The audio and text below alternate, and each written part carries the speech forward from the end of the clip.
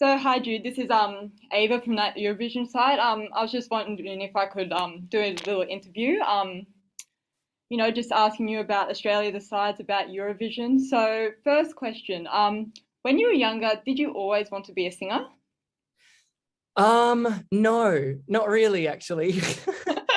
I I always loved singing and I loved music, but I was just one of those people who was kind of like ob oblivious to what happens after high school. I was just like, Oh, yeah, rude. I'm just vibing. And because both my parents were in music, it wasn't that romantic of an idea. So like there were plenty of times where I was like, no, actually I want to be an illustrator or a cartoonist, or actually I want to be like I want to be a lawyer for a while, like just an architect was a big one. But yeah, I think eventually it clicked that I'm like, why would I do those things when I have one thing that which I am already like good at? And Exactly. I loved it so much. So of Yeah. And now onto the Eurovision questions. We knew this was happening. Do course. you have any memories growing up with the contest?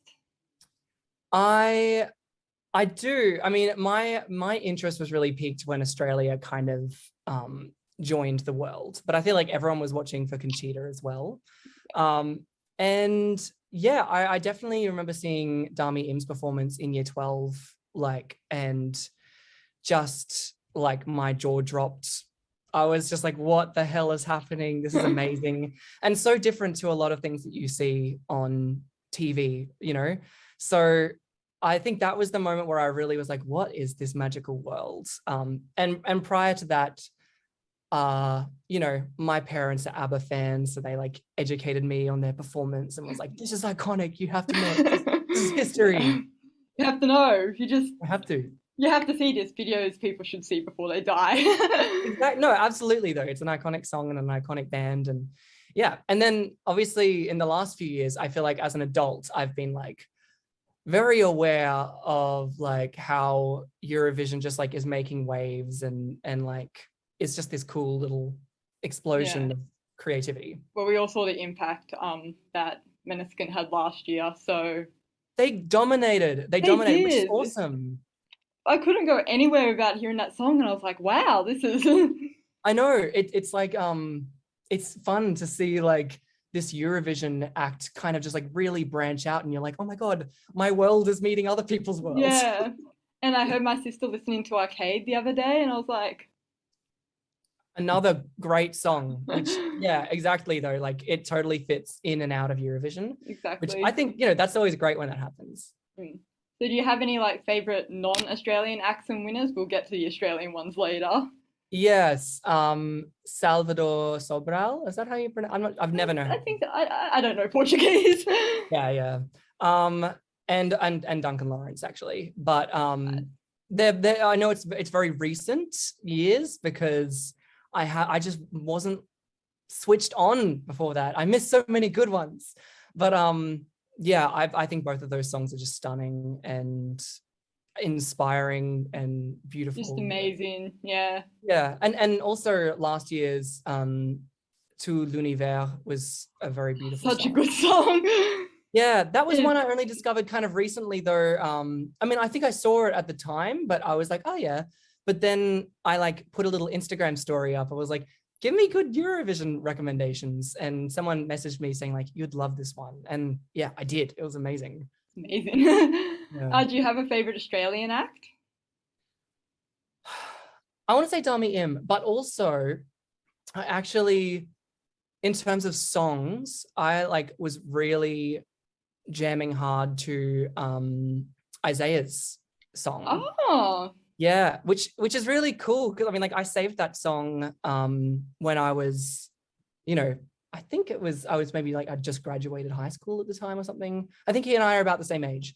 And yeah, I remember hearing that song and being like, "Oh my God, what a beautiful ballad." And just like it was just so moving and I think it's still in my like saved songs playlist on Spotify. And it's now surreal because I've met him and like we're doing it together now. exactly. It's the circle, the I circle of know. life. Yeah, I know. I even got a photo with him. He won't even remember, but I got a photo with him at he did a show in Toowoomba where I'm from.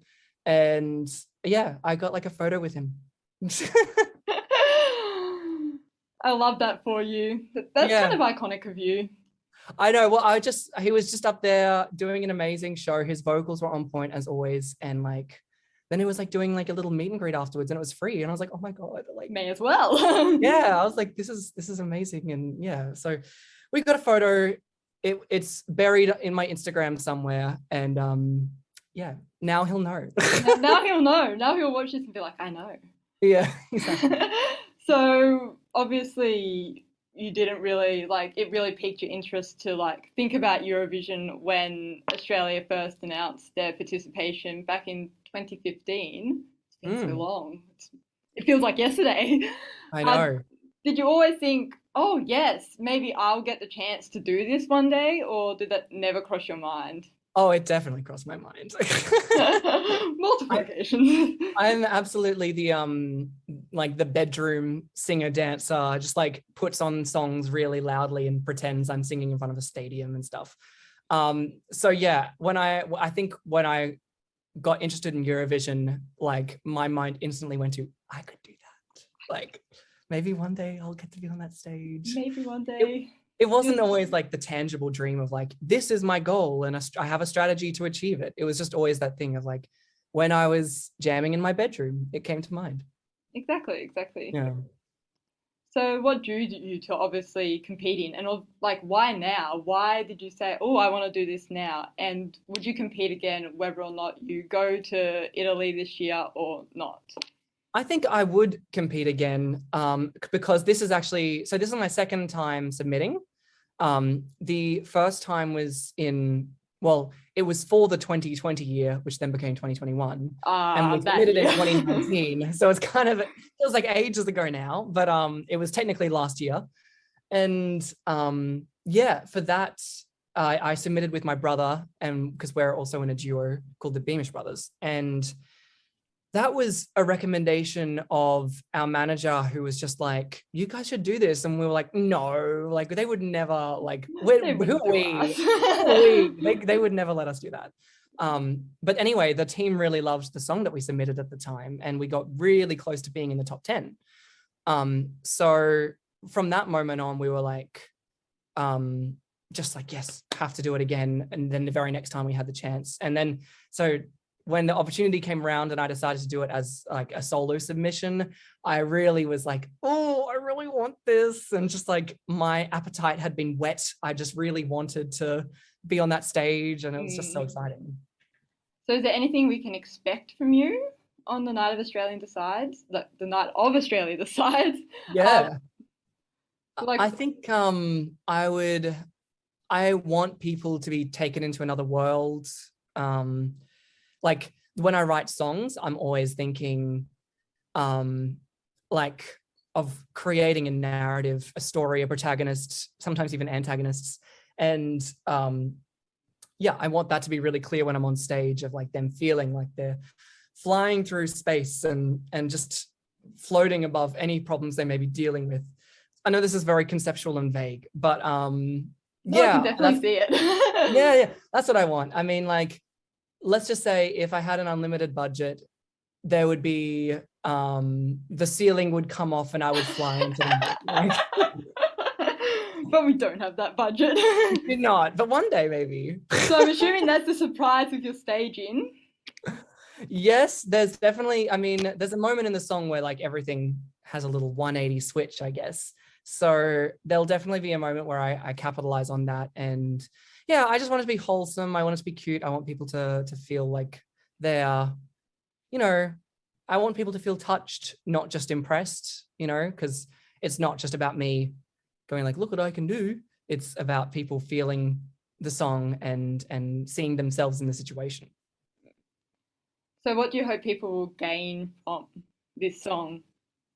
I think like just optimism, because, you know, we have had some very, very difficult times over the last couple of years. And I myself have felt very down and, you know, have believed like, oh, will anything ever get better? And still do sometimes. And, you know, I hope that this song is kind of like just will allow people to look towards the future again, see that things will get better, even if that better place is an internal switch, you know? So I guess I hope that people take that away. Fair enough. Fair enough.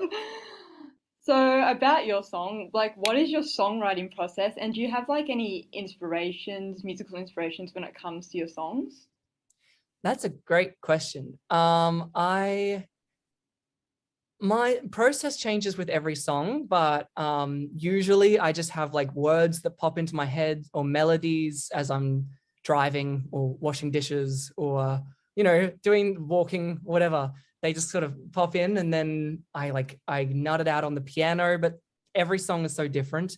I think one thing that I'm very inspired by is creating layers in the song. So it's never just a happy song, never just a sad song, never just a dancey song or a slow song. You know, it's always got to be a bit of both. And like with the Eurovision song, it's both, it contains sorrow, but also joy. And it's both a 1930s-esque ballad mixed with this like epic, you know, come together feel, you know. So, and I do that with all my songs. I'm really inspired by artists like Robin, who is a Swedish pop princess, basically. And she is the queen of like mixing heartbreak with a dance beat. And I've just always found that combination is so alluring and amazing. Fair enough, fair enough. Mm.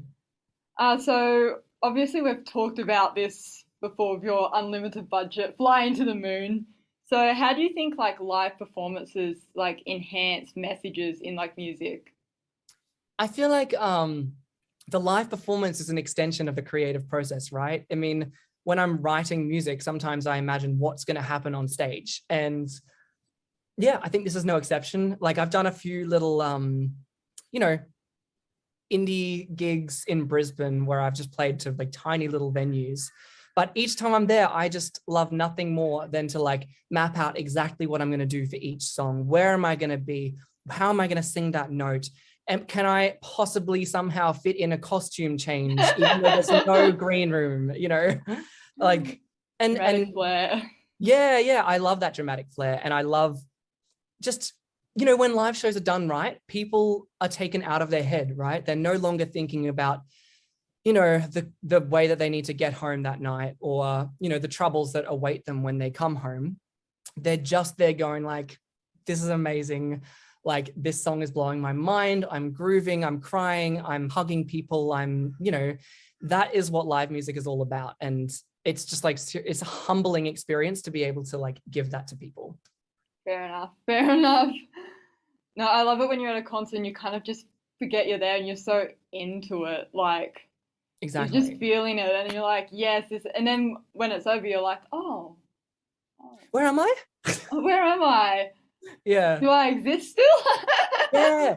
It's a life-changing thing. A good concert is like legitimately life-changing. A good concert can get you into an artist. Oh, 100%. Like, and I feel like it's always conscious decisions too. Like it feels spontaneous and spiritual in the moment, as it should. But from what I've learned from talking to other artists, like all the best moments where the audience can feel like they can just float away, they're all like pre-planned and practiced and just like choreographed and yeah, just mapped out so intensely. And I kind of just love that whole process. I just enjoy doing rehearsals and being like, oh, okay, I think for this moment, I'm going to like, you know, arrange some sort of big lighting thing, you know, it's really like the feeling you get from being on stage. Mm-hmm. Yeah, exactly. Yeah. I get to fulfill my childhood singing in bedroom dreams. You're just floating. You're on there and you're like, oh, I can't believe I'm doing this, but Yeah, you are, and it's amazing. Yeah, well, the feeling that I will get at Australia Decides, I'm sure will be like that. It's definitely the biggest show that I've ever done in my life. So, yeah, I'll be very interested to see how it feels on stage. Yeah. So what does music mean to you? Like just making it, the process of it, like what role does it play in your life? Are you one of those people that like can't do anything without having a bit of background noise there, or?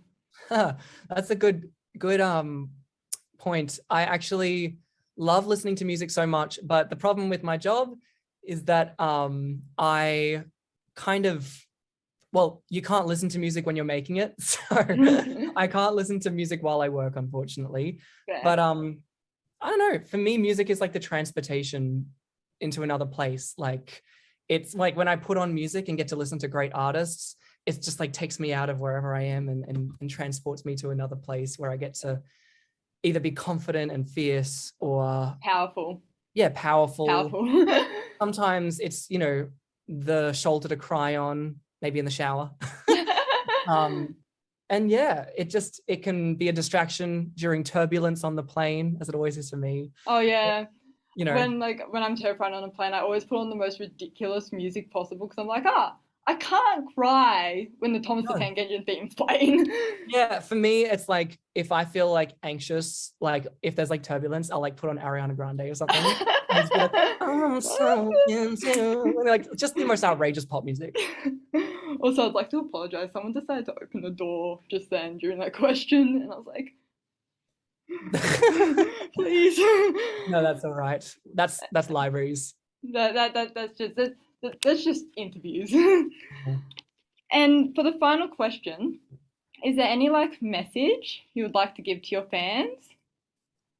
Ooh, I think, look, I don't want to say that things will get better, but things will get better.